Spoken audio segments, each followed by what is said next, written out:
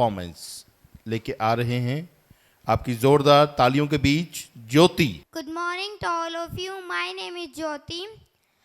I am participating speech. My topic is Digital India. तो आप सभी को पता है डिजिटल इंडिया की शुरुआत 1 जुलाई 2015 को भारत सरकार द्वारा की गई थी।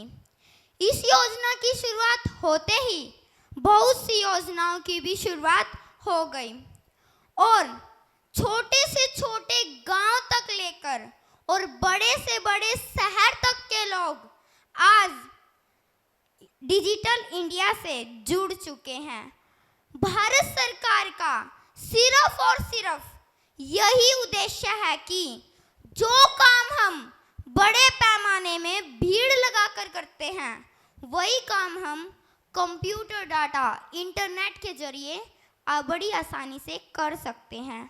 परंतु अब वो उद्देश्य पूर्ण होता नजर आ रहा है क्योंकि इंडिया आज इतना आगे बढ़ चुका है कि हमें पैसों का लेन देन, बैंकिंग इत्यादि जैसे कार्य घर ही बैठे कर लेते हैं। तो डिजिटल इंडिया के कुछ लाभ हैं तो कुछ नुकसान भी है। पहले हम डिजिटल इंडिया के लाभ के बारे में बात करेंगे। तो डिजिटल इंडिया के लाभ मैंने आपको बताया था कि पैसों का लेन देन, बैंकिंग इत्यादि जैसे कार्य हम कर लेते हैं और इसके मुताबिक हमें किसी सूचना को प्राप्त करने के लिए समाचार पत्र, डाक पत्र इत्यादि पढ़ने की जरूरत नहीं है क्योंकि हमारे पास व्हाट्सएप, फेसबुक जैसे ऐप हैं जिससे हम दुनिया भर की सूचनाएं प्राप्त कर सकते हैं। हमें किसी से बात करने के लिए समाचार पत्र की जरूरत नहीं है बल्कि हमारे पास हाई क्वालिटी वीडियो कॉलिंग की भी सेवा है जिससे हम किसी को भी आमने सामने देखकर बात कर सकते हैं। और हमारे पास मनोरंजन के लिए भी इंस्टाग्राम, यूट्यूब जैसे ऐप हैं जिससे हम मनचाहे गाने सुन सकते हैं या फिर गेम खेल सकते हैं इत्यादि। तो मैंने आपको बताया था डिजिटल इंडिया के कुछ लाभ हैं तो कुछ नुकसान भी है।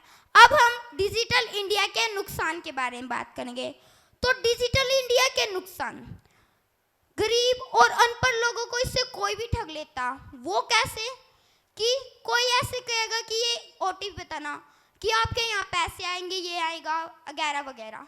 उसको क्या पता कि ये है ऐसा, लेकिन वो बता देगा। फिर जब उसको पता चलेगा कि मेरा इतना नुकसान हुआ है तब उसको पता चलेगा।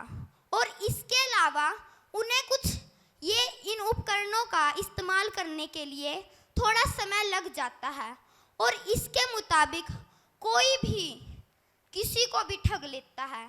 तो सिर्फ और सिर्फ भारत सरकार का यही उद्देश्य है कि पूरा देश डिजिटल बने और इसके मुताबिक पढ़ाई पर भी बहुत जोर दिया जा रहा है क्योंकि सरकार चाहती है कि सभी नागरिकों को, हमारे देश के सभी नागरिकों को डिजिटल उपकरणों का उपयोग करना आना चाहिए। Thank you.